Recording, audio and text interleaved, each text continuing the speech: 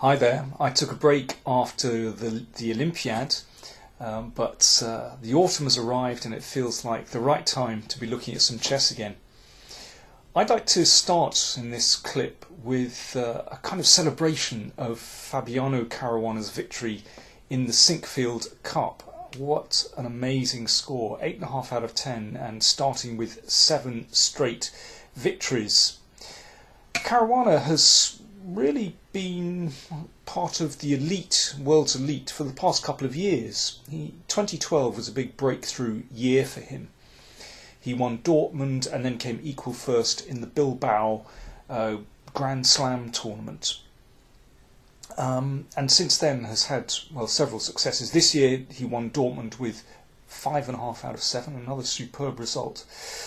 And, well, I think this kind of result, okay, completely unpredictable with such a fantastic score in St. Louis, but actually he has been steadily getting better and better. It's not as though this result came completely out of the blue. Let me take a look at 2 games. The first I'd like to look at is from the Olympiad. Caruana scored 6.5 out of 9, not a bad result at all. He did lose to Magnus Carlsen. He had a very good position, but somehow Magnus performed his magic. Anyway, the game I'd like to look at is from the Montenegro against Italy match, and playing with the white pieces is Nikola Djukic. Caruana has black. It's the position after white's 21st move.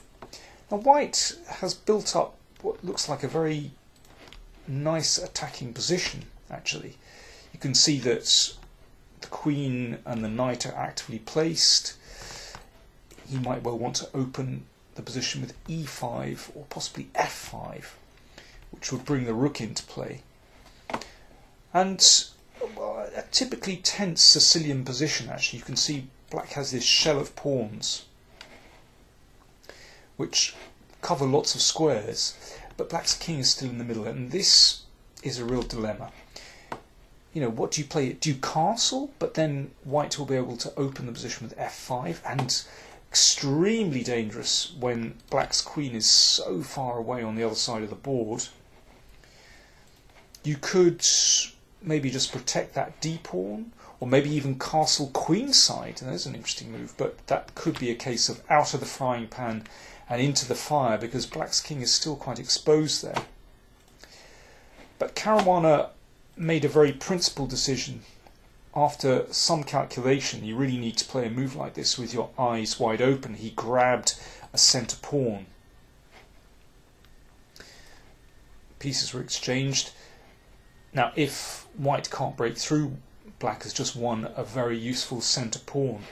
But here's the point. White now sacrificed on e6, and this is very scary.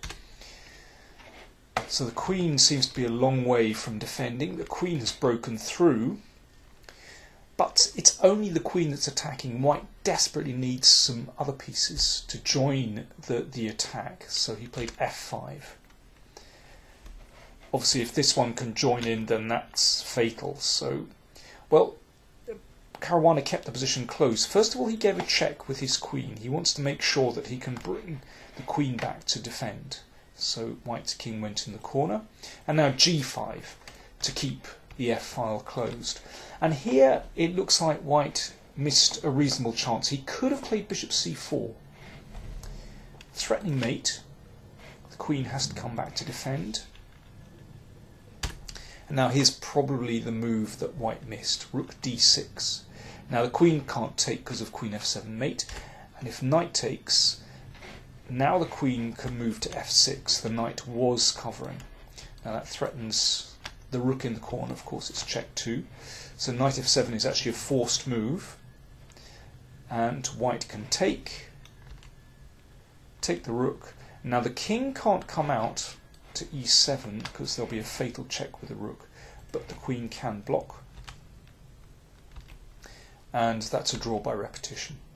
So that's probably what white should have played, but instead he played f6, threatening a check and mate.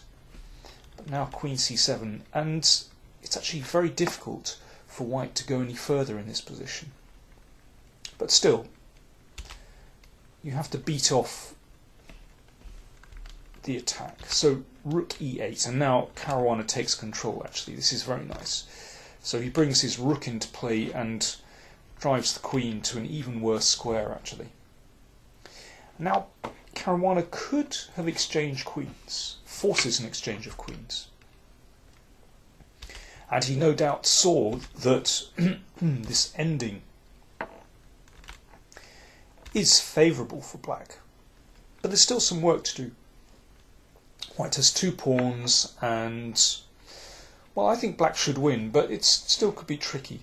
But instead, Caruana was very cool. He didn't rush to simplify and instead played h4. What an excellent move. Now this is really one of Caruana's strengths, that he does manage to maintain his composure even in very, very complex situations. h4 is a fantastic move. The counter-attack starts against white's king. It so often happens in the Sicilian defence that actually it's white's king that comes unstuck. Now, of course, white would like to block that pawn, but then knight g3 is an excellent move. White played b4, and I think, okay, he's trying to prevent the queen from coming here, but I think that's an indication that white's attack has really come to nothing.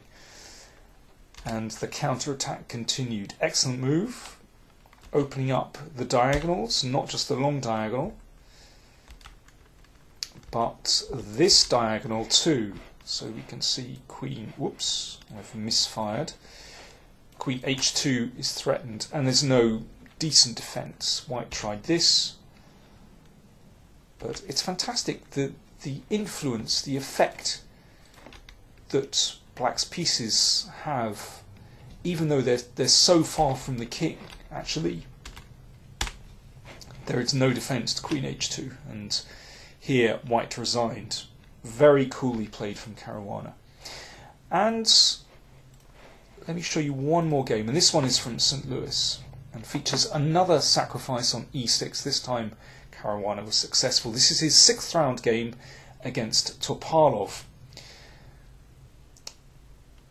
Toppy has played far too ambitiously. Sometimes it pays off for him, but not in this case. White's pieces look excellently placed.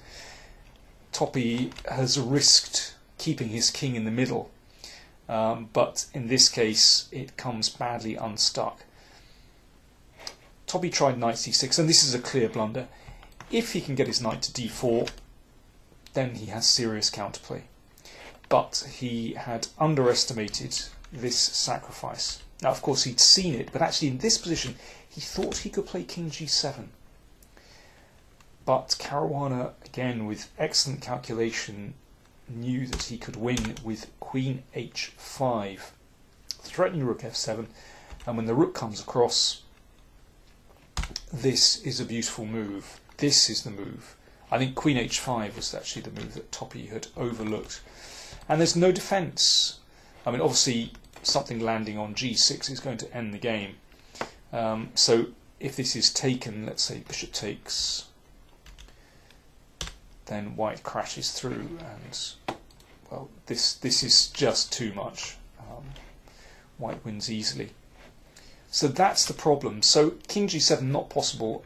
So Toppy stayed in the middle with king e8, but now queen e6. Now the big difference between this position and the game we just looked at from the Olympiad is that what black's pieces are cut in two. Black cannot defend along the 7th rank. And also, you know, white has all his pieces really are able to enter the attack. Queen takes rook threatened, so the rook moved up. Queen h6, and now we can see how black's position is split.